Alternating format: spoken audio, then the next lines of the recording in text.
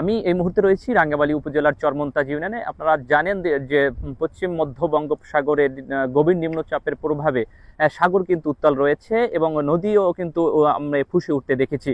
এই মুহূর্তে যদি রাঙ্গামালীর আবহাওয়া সম্পর্কে একটু আপনাদেরকে জানিয়ে রাখি, গত 2 দিন ধরে এই উপকূলে, বিশেষ করে রাঙ্গামালী উপকূলীয় অঞ্চলে কিন্তু গতকাল থেকেই কিন্তু ভারী বর্ষা এবং মাঝারো এবং গুড়ি গুড়ি বৃষ্টি ঝরছে। এছাড়া যদি আপনাদেরকে একটু জানিয়ে রাখি যে গতকাল থেকে কিন্তু পায়রা সমুদ্র বন্দরকে 3 নম্বর সতর্কতা সংকেত জারি করেছেন পায়রা বন্দর কর্তৃপক্ষ। আপনাদের যদি একটু জানিয়ে রাখি যে আপনারা জানেন যে আগামী 4 অক্টোবর থেকে 25 অক্টোবর পর্যন্ত নিষেধাজ্ঞা জারি করেছে মৎস্য অধিদপ্তর। সেক্ষেত্রে কিন্তু এই মুহূর্তে সাগর উত্তাল রয়েছে। অন্যদিকে গভীর নিম্নচাপের প্রভাবে কিন্তু উত্তাল থাকায় বিভিন্ন ধরনের যে মাছ ধরা ট্রলারগুলো রয়েছে, সেই ট্রলারগুলো কিন্তু গতকাল রাত্র পর্যন্ত আমরা দেখেছি যে উপকূলের যে রাঙ্গামালীর সোনারচর, চরহেয়ার এবং যে পার্শ্ববর্তী যে চরমন্তাজ চরান্দা রয়েছে, সেখানে কিন্তু শত শত মাছ ধরা ট্রলারগুলো কিন্তু অবস্থান করতে দেখেছি। তবে আজ ভোরের দিকে কিন্তু বাতাস কিছুটা কমতে দেখা গিয়েছে। সেক্ষেত্রে কিন্তু পুনরায় যে মাছ ধরা ট্রলারগুলো রয়েছিল, সেইগুলো কিন্তু পুনরায় আবার সাগরে আমরা যেতে দেখেছি। সেক্ষেত্রে আমি যেখানে দাঁড়িয়ে রয়েছি ঠিক তার পিছনে কিন্তু কিছু মাছ ধরা ট্রলার রয়েছে, কিন্তু বেশিরভাগ ট্রলারই আমরা দেখেছি যে তারা কিন্তু সাগরে মাছ ধরতে আমরা যেতে দেখেছি। যদি আপনাদেরকে বলি, এই শেষ মুহূর্তে আর মাত্র একদিন বাকি রয়েছে আসলে নিষেধাজ্ঞার। সেক্ষেত্রে শেষ মুহূর্তের এই নিম্নচাপের মধ্যেও উত্তাল সাগরের মধ্যেও কিন্তু জীবনের ঝুঁকি নিয়ে কিন্তু জেলেরা এই শেষ মুহূর্তে তাদের যে কাঙ্ক্ষিত ইলিশ ধরার লক্ষ্যে কিন্তু সাগরে আবার পুনরায় কিন্তু যাচ্ছেন। আমরা কথা বলেছিলাম জেলেদের সাথে, তারা আমাদেরকে এমনটি জানিয়েছেন যে আসলে এবছরে বারবার মৌসুম শুরুতে তেমন ইলিশ ধরা পড়েনি, তবে মৌসুমের শেষের দিকে কিছুটা ইলিশ ধরা পড়লেও একদম শেষের দিকে আবারও কিন্তু ইলিশ জেলেদের জালে তেমন ধরা পড়েনি। তবে বারবার তারা দোষছেন যে বারবার আবহাওয়া অনুকূলে না থাকায় এবং প্রাকৃতিক দুর্যোগের কারণে বারবার তাদের কিন্তু ঘাটে আসতে হয়েছে। সর্বশেষ এই নিম্ন চাপের প্রভাবে কিন্তু আবারও কিন্তু সাগরে থেকে তারা ঘাটে ফিরতে হয়েছে। অন্যদিকে যদি আপনার আর মাত্র একদিন বাকি রয়েছে নিষেধাজ্ঞার, সেক্ষেত্রে কিন্তু তারা শেষ মুহূর্তের জন্য কিন্তু তারা আবারও চেষ্টা চালিয়ে যাচ্ছেন তাদের জীবনের ঝুঁকি নিয়ে। এছাড়া যদি আমি আরেকটু বিষয় জানিয়ে রাখি, রাঙ্গামালীর যে চরমন্তাজ লঞ্চ ঘাট থেকে কিন্তু ঢাকাগামী যে লঞ্চ রয়েছে সেই লঞ্চ কিন্তু আজকে ছেড়ে যায়নি। এই ক্ষেত্রে কিন্তু স্থানীয় যে যাত্রীরা রয়েছেন তারা কিন্তু ভোগান্তিতে রয়েছেন। এছাড়া আপনারা জানেন যে রাঙ্গামালী উপজেলার বিভিন্ন স্থানে যে মৎস্য ট্রলারগুলো রয়েছে, সেখানে যে মাছগুলো বিভিন্ন সময় বাংলাদেশের বিভিন্ন স্থান যায়, সেই মাছের ডোলও কিন্তু আমরা আজকে লঞ্চ না ছাড়ার কারণে কিন্তু সেটি যেতে দেখিনি।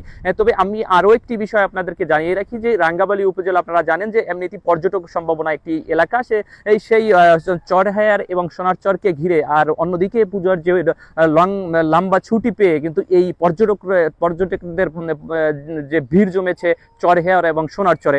সেক্ষেত্রে আমি দেখেছি গতকাল রাতে কিন্তু চরহেয়ারে এই আবহাওয়ার মধ্যে প্রায় শতাধিক টুরিস্ট সেখানে আটকিয়েছিল।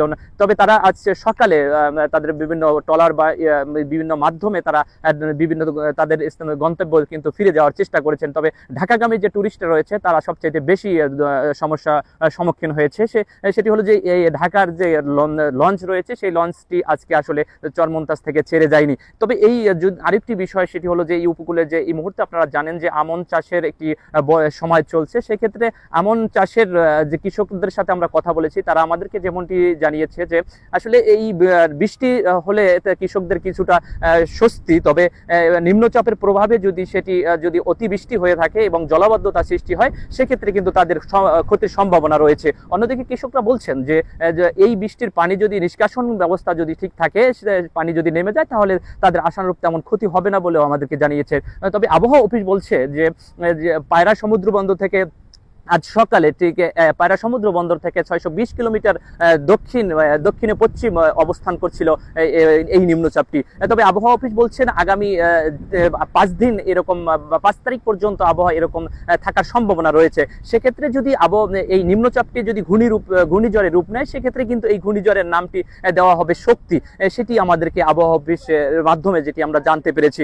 তবে এই মুহূর্তে যদি আমি সর্বশেষ আবহাওয়া সম্পর্কে রাখি, সেটি হলো সকাল থেকে কিন্তু মুষল ধরে টানা বৃষ্টি, দমকা বাতাস অব্যাহত ছিল, কিন্তু এই মুহূর্তে তেমন বৃষ্টি না হলেও কিছুক্ষণ পর পরে দমকা বাতাস এবং গুড়ি গুড়ি বৃষ্টির কিন্তু অব্যাহত রয়েছে। এবং আকাশের মেঘ কিন্তু আকাশে মেঘে আচ্ছন্ন রয়েছে এবং সমুদ্রগামী যে সব ট্রলার রয়েছে সেগুলো কিন্তু আমরা দেখেছি সন্ধ্যার হতে না তো হতেই যে তারা বিভিন্ন জায়গায় আশ্রয় এবং নিরাপদে রয়েছেন। তবে যে এই মুহূর্তে জোয়ারের যে পানি সেটি কিন্তু আমরা দেখেছি আজকে স্বাভাবিক যে জোয়ার রয়েছে সেই জোয়ারের পানি কিছুটা বৃদ্ধি পেয়েছিল, তবে এই মুহূর্তে ভাটা থাকায় সাগর আরো উত্তল রয়েছে। আমরা অনেক ট্রলারকেই আমরা ঘাটে ফিরতে দেখেছি, সেই ট্রলারগুলো আমাদেরকে জানাচ্ছেন যে তারাও কিন্তু সর্বশেষ অনেক মাছ পেয়েছে বলে আমাদেরকে তথ্য দিয়েছে। আর যারা ফিরে এসেছে তারাও কিন্তু আবার পুনরায় সাগরে ফিরে যাওয়ার জন্য তারা কিন্তু পুনরায় আবারও প্রস্তুতি নিচ্ছে। ঠিক আমার পিছনে যে ট্রলারগুলো রয়েছে এই ট্রলারগুলো আজকে